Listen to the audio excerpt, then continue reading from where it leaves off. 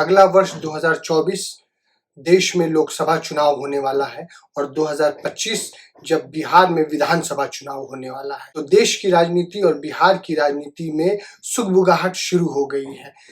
नेता से लेकर जनता के बीच राजनीतिक माहौल गर्म हो चुका है। इस बीच आइए थोड़ी बात कर लेते हैं बिहार के संदर्भ में 2024 और 25 को लेकर। मोटे तौर पे कहें तो अभी बिहार में नीतीश कुमार महागठबंधन के साथ सरकार चला रहे हैं। वो नीतीश कुमार जिन्होंने 2020 में बिहार विधानसभा की जीत हासिल की थी भाजपा के साथ। भाजपा और नीतीश कुमार 2020 में बिहार विधानसभा में जीतकर नीतीश कुमार सीएम बने थे और उन्होंने भाजपा का साथ छोड़कर राजद का साथ और महागठबंधन का साथ लेकर एक बार फिर से वो सीएम बन गए। अब बड़ी बात यह है कि अभी बिहार में दो खेमा है। पहला खेमा जो महागठबंधन का है और दूसरा खेमा जो भाजपा का है। बिहार की राजनीति में समझ रखने वाले वो तमाम लोग इस बात को जानते हैं कि बिहार में भाजपा अगर नीतीश कुमार के साथ चुनाव लड़ती है तो खुद को मजबूत मानती है और मजबूत होती भी है, परंतु नीतीश कुमार 2020 में भाजपा के साथ चुनाव लड़ने के बाद भाजपा को तलाक देकर फिर से महागठबंधन में आ चुके हैं और सरकार चला रहे हैं। राजनीतिक समझ की बात करें तो 2024 का जो चुनाव है वो नीतीश कुमार महागठबंधन यानी राजद, आरजेडी और कांग्रेस के गठबंधन के साथ लड़ेंगे। ऐसे में भाजपा अकेली पड़ जाती है। तो भाजपा ये स्ट्रेटजी लगाती है कि बिहार में जितने छोटे खिलाड़ी हैं, जो वैसे नेता जो अपनी अपनी जाति के वोट बैंक पर अपनी पकड़ रखते हैं, उनके साथ भाजपा आगे बढ़ना चाहेगी 2024 और 2025 के चुनाव में। भाजपा का जो झुकाव है वो बिहार में जीतन राम मांझी जो कि मांझी समुदाय में अपनी पकड़ रखते और रामविलास पासवान के बेटे चिराग पासवान जो कि दलित समुदाय और खास के पासवान समुदाय के वोटर्स पे अपनी पकड़ रखते हैं।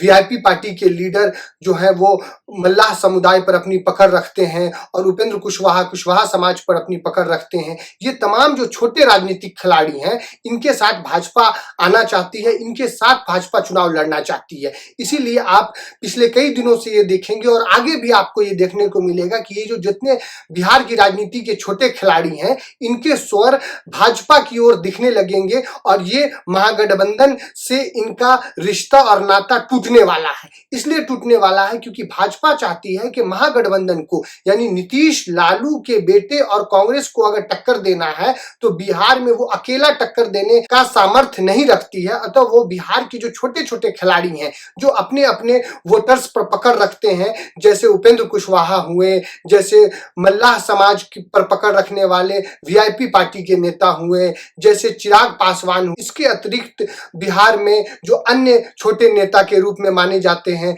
जो नेता, उन सभी के बीच भाजपा अपनी सेंधमारी कर रही है और भाजपा उनके साथ एक कोलैबोरेशन करने की कोशिश कर रही है ताकि भाजपा बिहार की राजनीति में प्रबल दावेदार के रूप में सामने आ सके और महागठबंधन को टक्कर दे सके। तो बिहार में 2024 और 2025 में मुख्यतः दो धड़ा आने वाला है, दो समीकरण सामने आने वाला है। पहला समीकरण तो ये है जो बीजेपी की कोशिश रहेगी कि महागठबंधन को टक्कर देने के लिए बिहार के जो छोटे खिलाड़ी हैं जिसमें उपेंद्र कुशवाहा, वीआईपी पार्टी के नेता जो मल्लाह समुदाय पर अपनी पकड़ रखते हैं, दलित समुदाय पर अपनी पकड़ रखने वाले रामविलास पासवान जी के बेटे चिराग पासवान और जीतन राम मांझी, ये तमाम नेताओं को वो लेकर चलेगी भाजपा।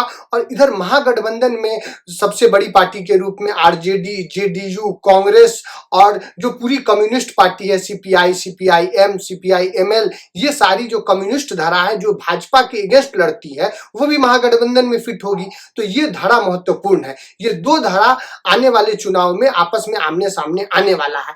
तीसरा एक महत्वपूर्ण धारा हो सकता है जो असदुद्दीन ओवैसी जो 2020 में बिहार में सीमांचल क्षेत्र में अपनी जोर आजमाइश किए और 4-5 सीट भी उन्होंने जीता। ऑल्दो उनकी पार्टी के कई सारे एमएलए आज आरजेडी से मिल चुके हैं, परंतु उनके जो लीडर हैं बिहार में जो एआईएमआईएम पार्टी के अध्यक्ष हैं वो जमे हुए हैं एआईएमआईएम पार्टी के साथ और इस बार फिर सीमांचल एरिया में निसंदेह असदुद्दीन ओवैसी आएंगे। क्या असदुद्दीन ओवैसी मायावती की पार्टी और ये चंद्रशेखर रावण की पार्टी और भी कुछ छोटी छोटी पप्पू यादव की पार्टी, क्या ये सब एक अलग समीकरण बिहार में बना सकती है? और बनाएगी तो वो कैसा रूप लेगा? या ये जो नेता जिनका अभी हमने नाम लिया असदुद्दीन ओवैसी, चंद्रशेखर रावण, मायावती, पप्पू यादव, क्या ये जो दो प्रमुख समीकरण जो मैंने आपको बताया, एक एनडीए का गठबंधन और एक महागठबंधन का गठबंधन, क्या इन दोनों में ये फिट होंगी?